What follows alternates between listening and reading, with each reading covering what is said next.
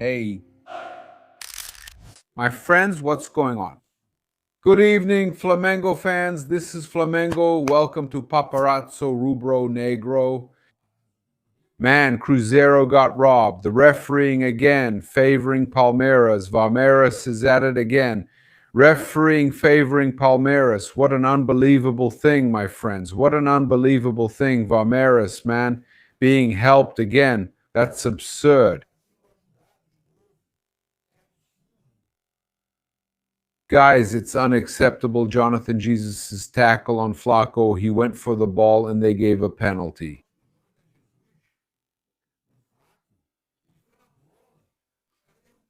Palmeiras got another point in the championship, 1 point because it was a draw, another point in the championship thanks to the refereeing. Look at this, guys. Look, he went for the ball. Oh, come on, for God's sake. Yeah, He hits the ball. Even the commentator says it. He hits the ball. He doesn't even hit the Palmeiras player. He doesn't hit him. He hit the ball. And the player, no, he hits the ball. So you can't go for the tackle anymore. Look at this, man. Ball, ball, all ball, all ball. That's crazy. nessa câmera aproximada que o toque do zagueiro do Cruzeiro, do Jonathan.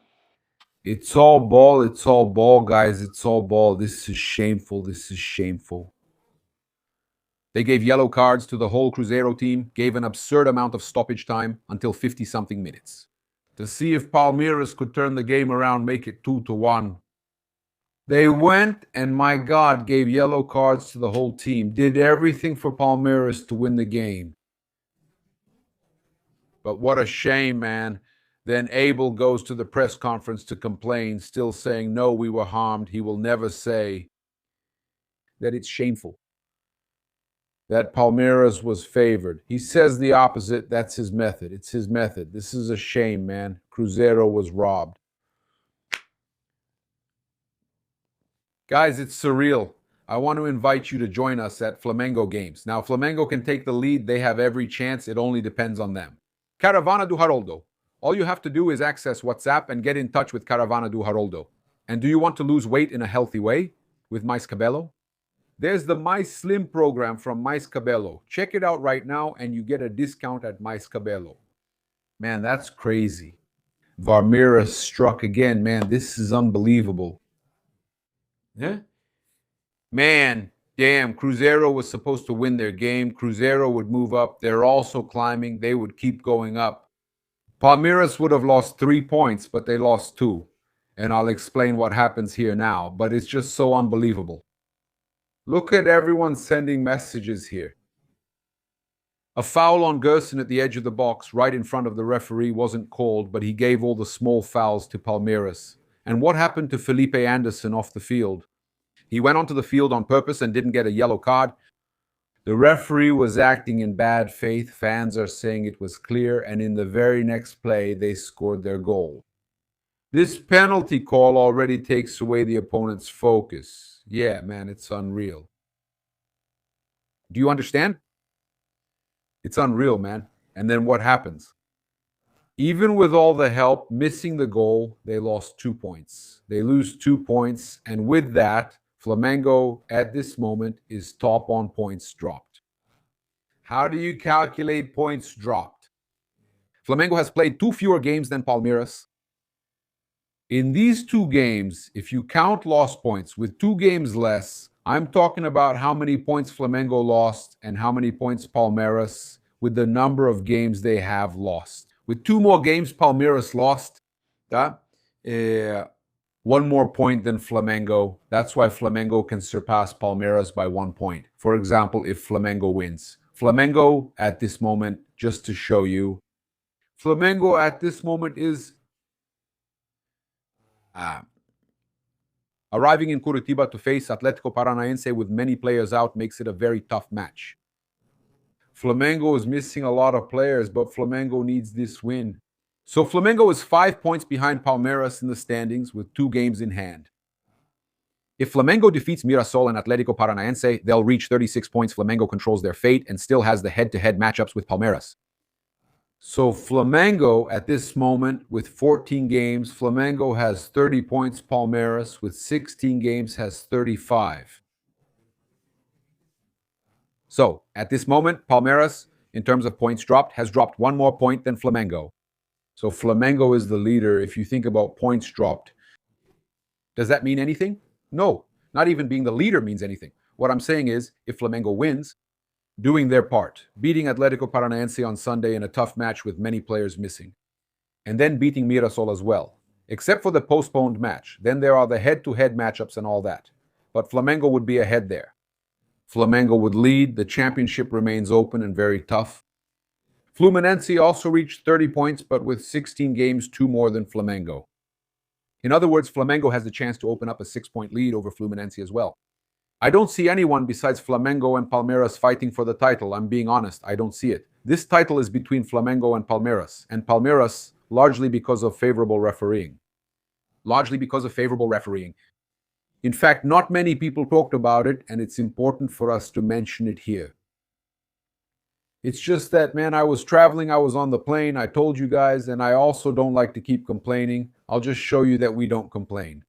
We don't keep whining. Unlike the Palmeiras fans and the club's management and all that, we don't keep whining. And Fonsequinha posted the play. There was a penalty on Bruno Henrique in the match against Vitória. Look at this. A very clear penalty. I'm going to pull it up here to show you. I'll show it directly on Rios so we can go back. Look here. Look at this, inside the box. A hard hit from behind inside the box. Okay? Fonsequinha here. That's a penalty. Look. And nothing. Look at that. It starts inside the box. Okay? It starts inside the box. Flamengo got a penalty against Vitória. Nobody says a word. It's Varmengo, right? Flamengo gets help. That's it. A very clear penalty, right? That should have been called. Flamengo is out, and no one mentioned Flamengo. Okay? Nobody said anything. And the media stays silent. The media stays silent. That's reality. The media is quiet about this. Well, we have Flamengo, right? I'll bring you Flamengo's projected starting lineup, but let's do the following. Let's follow Mengo's arrival in Curitiba, right, for the match against Atlético Paranaense at Arena da Baixada. Our reporter Davi Azevedo is there covering Mengo's arrival. Let's follow along. And right now, here in Curitiba, Flamengo's traveling party has just arrived at the hotel where they'll be staying for tomorrow's match. Sunday, Atlético Paranaense versus Flamengo. And the fans are present in front of the hotel. It's a cold, rainy night, but the nation is here. Let's go. Some members of the traveling party have already come down over there. Skinner. Jose Boto. Over here too. Cheered by the Flamengo fans.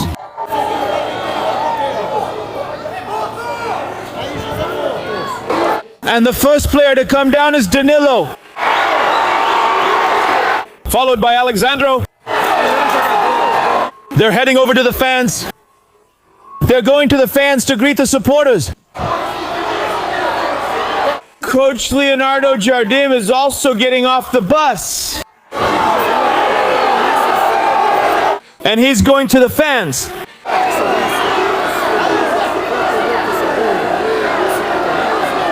He's going to sign fans' jerseys. He's going to show some affection, give them some attention. Alexandro is over there. Danilo too.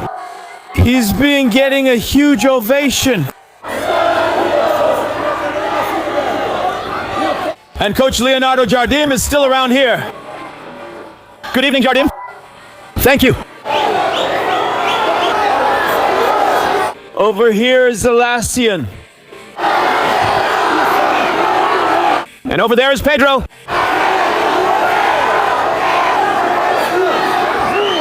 Pedro keeps greeting the fans, taking pictures, signing shirts. Look, late at night in Curitiba, it's cold. Rain, and nothing was able to stop the Flamengo faithful that came here. to see the players. And the players are always taking time for them. An exchange of affection. Pedro's still here. Leo Pereira's there too. Lucas Paquetá's back there greeting everyone one by one. Pedro is going to the other side since there are fans there too. Sensational. Paquetá. Over here, Flamengo fans are throwing shirts and he's taking time for everyone. Leo Pereira is over here. What's that?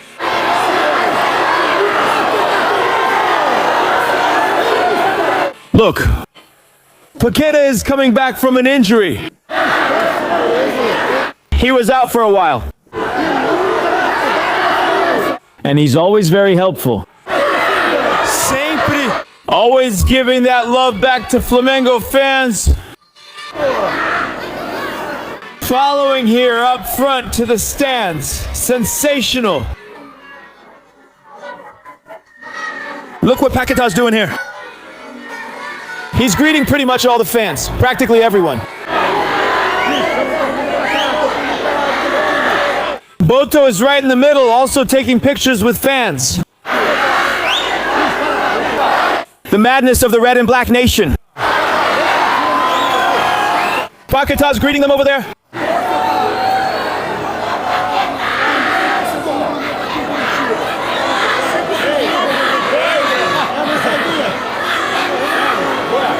For those who are joking around with the fans, look, sensational.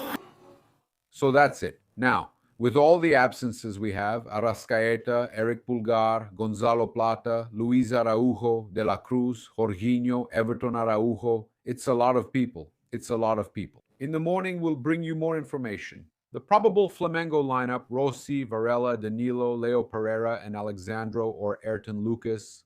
Leo Ortiz as the holding midfielder, Lucas Paquetá and Carrascal. Is it Cebolinha or Bruno Henrique, Samuel Lino, and Pedro? From March, right? Yeah. So, Samuel Lino is expected. He's expected there. His son is being born. All the luck in the world. Samuel Lino's son is being born. And he's also expected there in Curitiba to join the team early in the morning, right? May he be born healthy, and may Flamengo win this game to get even closer to the top. We're in this together. Subscribe to the channel, turn on the notification bell, leave that cool like on the video. Greetings, Flamengo Nation. This is Flamengo. Big hug. Thanks. I'm out.